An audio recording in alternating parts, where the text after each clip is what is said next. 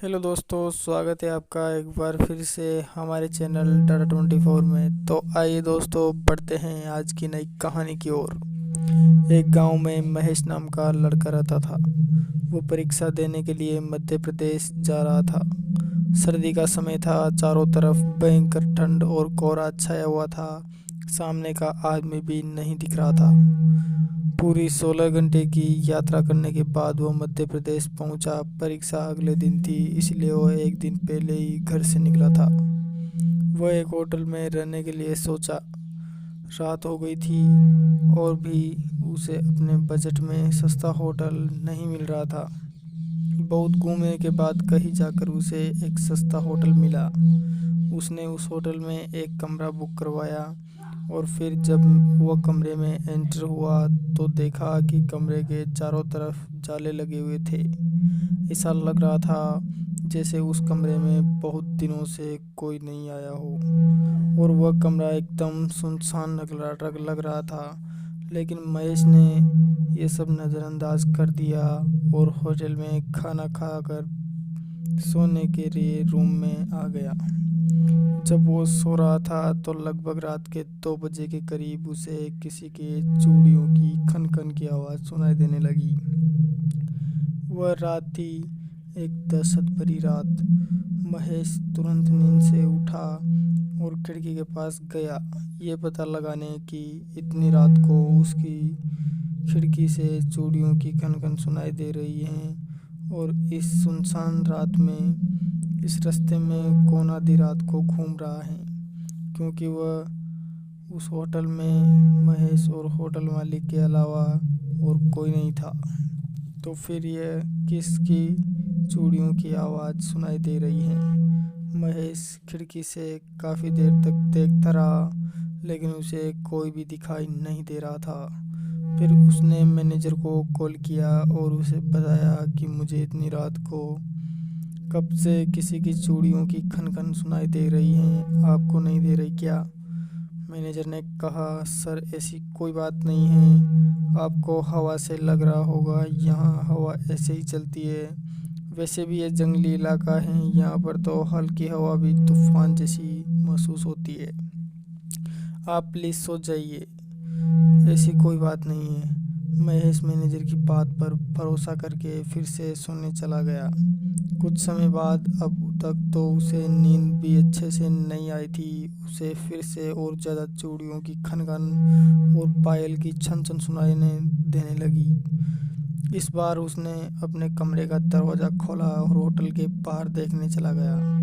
जब वो बाहर आया तो देखा कि एक औरत जो काली साड़ी पहने हुए थी, उसके लंबे लंबे बाल थे जो शायद ज़मीन से टच हो रहे थे और चेहरा उसका ढका हुआ था।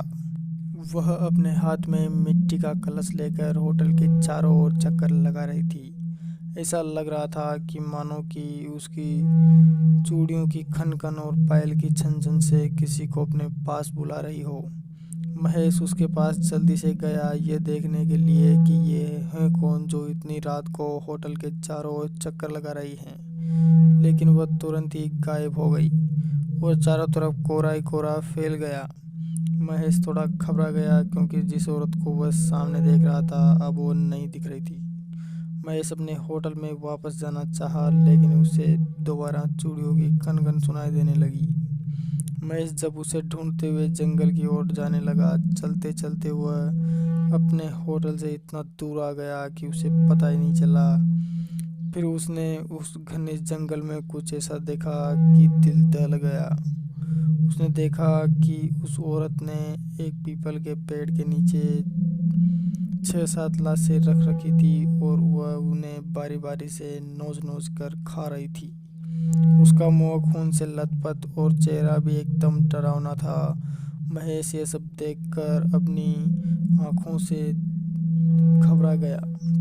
ये नज़ारा देखकर उसके साथ साथ रोना भी आ गया कि ये चुड़ैल इन्हीं तरह मुझे भी मार देगी, क्योंकि अपनी चूड़ियों की आवाज़ से यहाँ तक मुझे लेकर जो आई हैं। लेकिन महेश ने हिम्मत से काम लिया और वह हनुमान चालीसा की 2-4 चौपाई उसे याद थी उनका जाप करते करते वहाँ से भाग गया।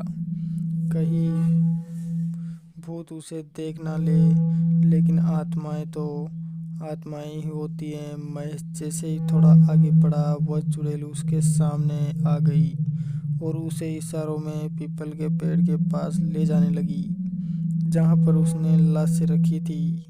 महेश हनुमान जी का जाप करके वहाँ से इतना तेज भागा जैसे उसमें शक्ति आ गई हो।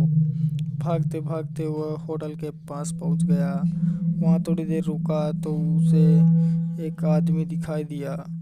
उसे देखकर वह उसके पास गया। महेश के तोड़कर पास जाने पर वह आदमी बोला, अरे तुम इतने घबराए हुए क्यों हो?